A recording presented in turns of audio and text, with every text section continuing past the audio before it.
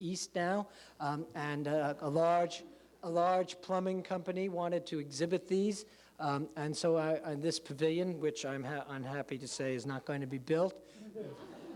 You're probably relieved.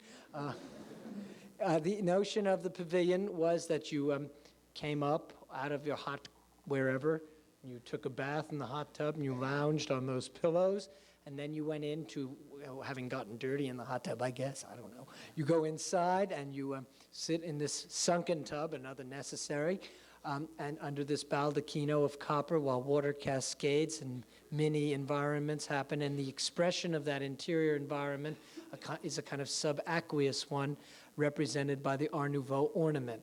Because there's another perception of classical architecture that I think is worth making, which is that it introduces nature into architecture, whether it's Sullivanian ornament or the acanthus leaf on a capital.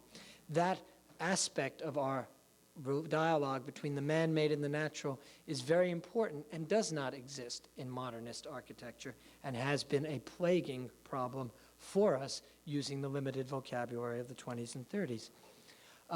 When it wasn't going to be built and photographed in the glossies and so forth, I thought, well, it really wasn't what the Kohler Company wanted after all, but it still surely should have a life, so we made this drawing, which is one imagined as for a Nile setting and a sheikh coming up from his barge and sort of cooling himself in this pavilion, whose architectural language is related to the Viennese secession. And actually, the reason for that vocabulary, I should say, is because there were a number of pavilions built around 1900. Frank Lloyd Wright did one, Adolf Loos, Otto Wagner and others, using this vocabulary, and it seemed to me interesting to experiment with it in a project of a frivolous nature. A couple of projects I'll conclude with. I am going to finish, promise. This is a house that was in the exhibition. The drawings for this is under construction. It's a lovely house of about 1929 in a suburb of New Jersey called Llewellyn Park, which was incidentally the first planned suburb probably in the world, certainly in the United States, done in the 1850s by Andrew Jackson Downing. The house on the inside was rather lugubrious and designed for a house of many servants and few inhabitants.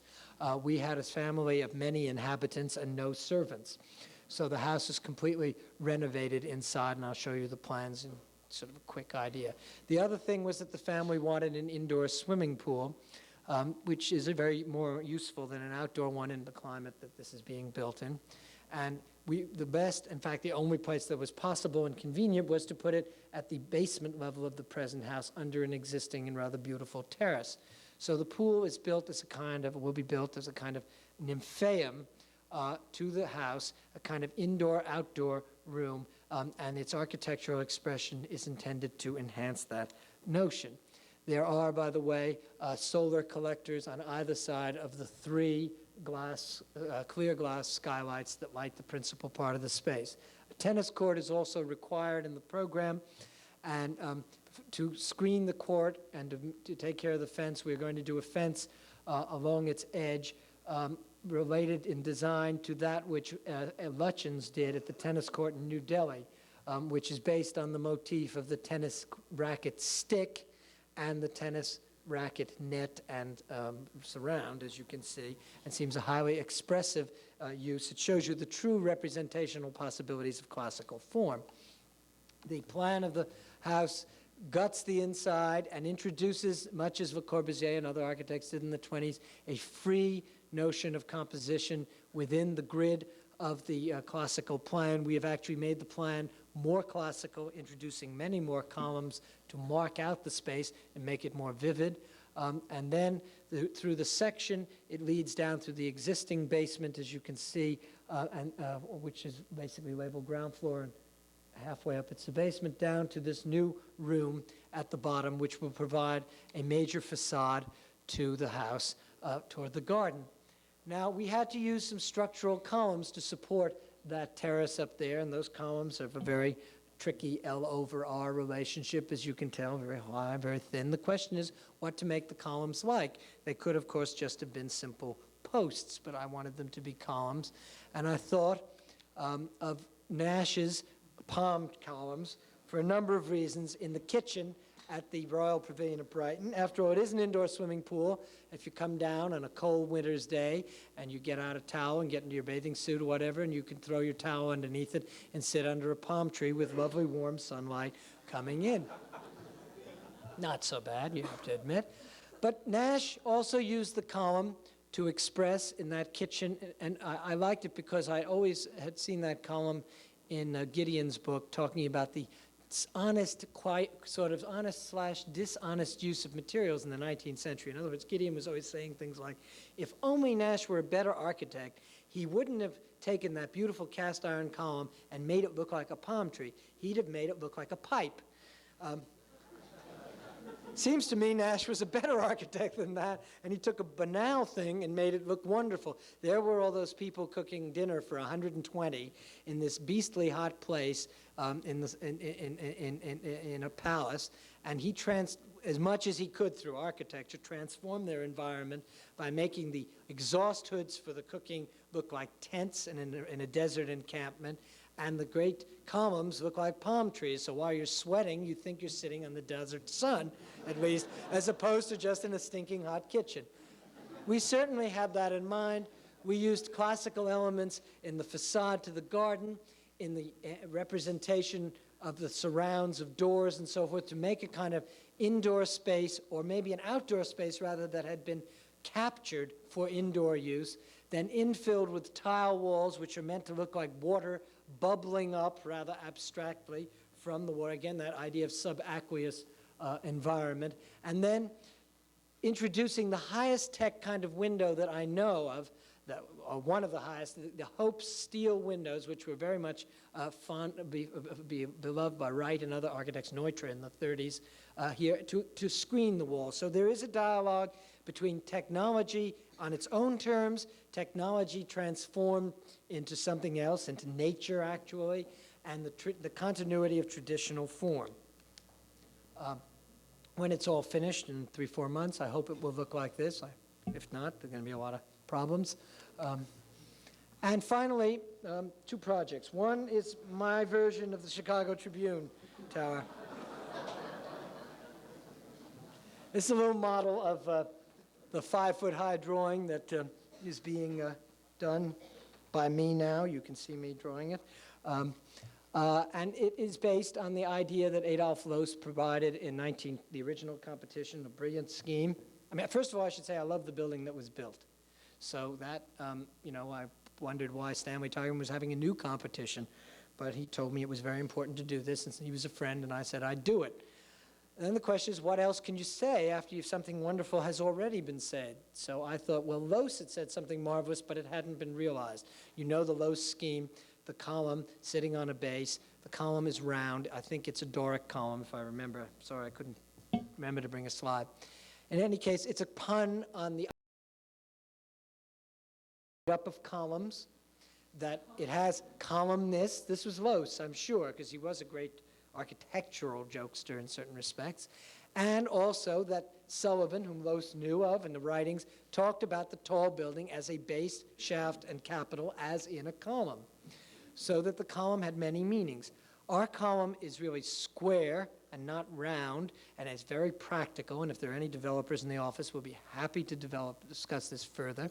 It is made of mirror glass, or glass, reflective glass, all of it, from top to bottom. It has many corners. The pilastering is sort of Michelangelo-esque, as indeed is the raking cornice at the top. The many corners provide many corner offices for executives, very practical. The colors are changed to express rustication at the corners, coining at the corners to give a visual strength to the scheme. The gold and red reflects the color scheme of ancient Republican Rome, because you know the building, the newspaper rather arrogantly calls itself the Chicago Tribune, implying all kinds of moral rectitude. And if you know Colonel McCormick, he kind of tried to live out a fantasy along those lines. He took very courageous, if sometimes incredibly wrong-headed stands. Interesting man. And so forth. The building at the top becomes a kind of signboard. It is a monument, pure and simple in that sense, and that's, of course, what the competition always demanded of the solutions. And it says, as you look at it down Michigan Boulevard, on the right-hand slide, out from the suburbs, entering the Loop. It announces to you that you are entering the real Chicago of the Loop and not all those spurious places all around that are outside the kind of symbolic center defined by the Loop. So that is, in any case, our intention for that project. Now, this is a project that we recently completed. We have every hope that it will be built. It's 6 architects, as you probably know, were asked to design facades for a company, a catalog warehouse company called Best, which exists in the Sun Belt, and there are some in California, I believe. Site has done a number of schemes for this company that are extremely provocative. My intention was to make a statement which was not intended to be moralizing, despite the fact that Arthur Drexler says I'm a moralist, but simply to comment on the fact that shopping in American life is a kind of ritual. The former director of the Museum of Modern Art said in an interview in the New York Times about a few months ago that shopping was one of the great American cultural acts. I don't know, maybe it is. In any case, we made a temple of consumerism out of sheet metal panels, enamel metal panels. The arcade along the front supports metopes. Each metope represents an element for sale in the store within. You have never been to a Best. It's not a shop like Bullock's or something where you cruise the aisles and have a good time. You just sort of say, I'll have a Zenith Trinitron number 324, and out it comes to you. And you take it home and plug it in and watch TV. So it is dehumanized in that sense, and the facade, in a way, is a compensation for that. In any case, each metope represents a product in the store, but they are arranged to describe a cycle of life from engagement through marriage, through getting your picture taken at the wedding ceremony, through your honeymoon playing tennis, coming back to watch television. Time passes. You have a little one, and the little one, as seen in the right-hand metope, is either given little toys, which are wind-up dolls, or perhaps the toys are wind-up dolls of yourself, as we train each next generation to be like ourselves, or perhaps the little ones are even more physical wind-up versions of ourselves. In any case, the use of traditional language, the column, reinforces both the sense of the temple idea, but also it helps you with the scale. The building, even without the implied pediment, is huge in relationship to normal human size, and the color scheme, by the way, is both garish in relationship to the strip, but actually the red of the sign recently designed by Ivan Chimaev is known as Best Red, and it is the new official color for the company. A color like that doesn't come easy. This is what it might look like seated on a parking lot in the idealized site of the Best Company, which is in the Sun Belt, with the hot lights of the Strip and the city in the right-hand distance, the highway, the place we really work and live in, and the idealized, empty desert landscape of our mind on the left, and the temple sitting in between it, a kind of marker and a monument in a way to both. I said I would not end with a project of my own office, but of an architect's I think is very interesting at the moment.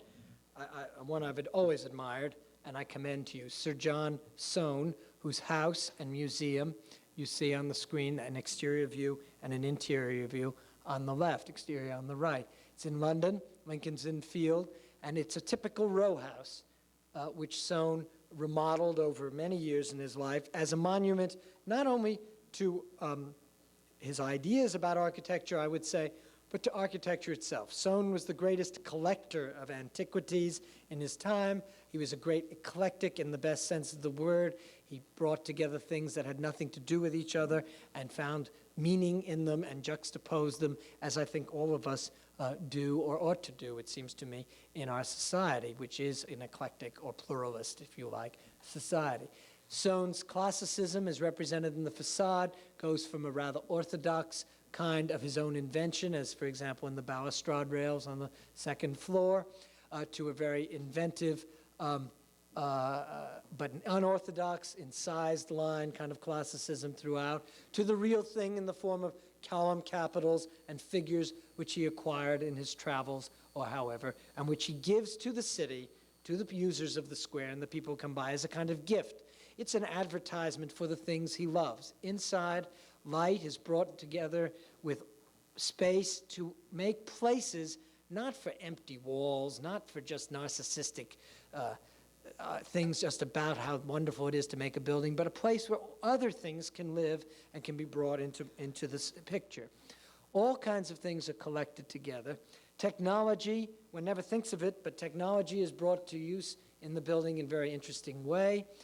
This dome, which is not in Mr. Gideon's book, which is not in the Carl Condit History of the World, as seen through a crane's driver's eye,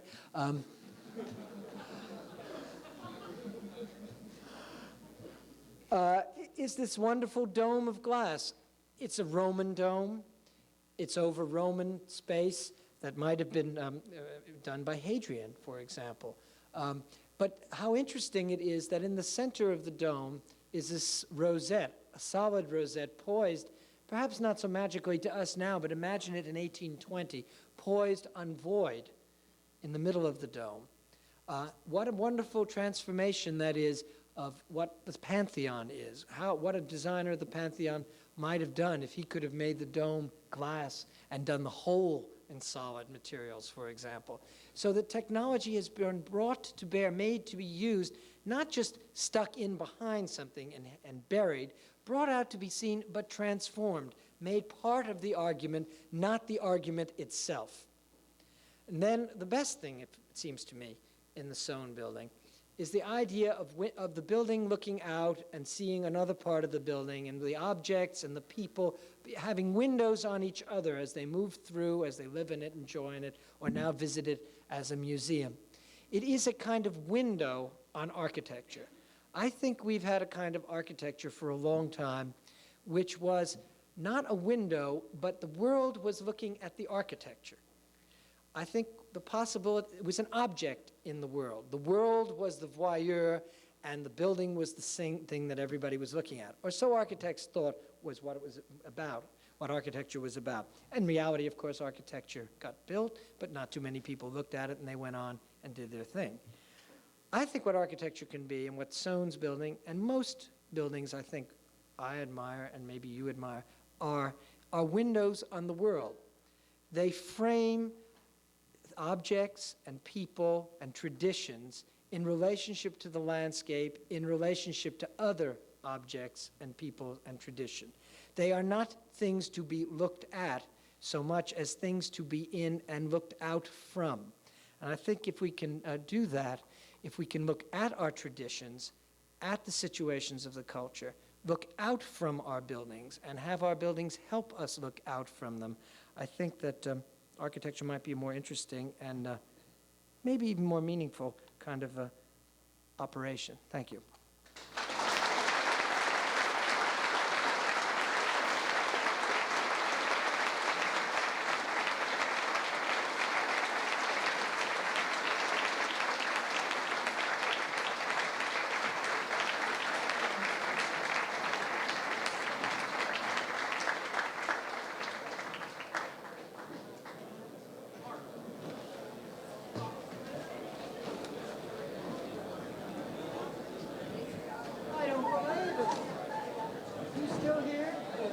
In the same city for so long.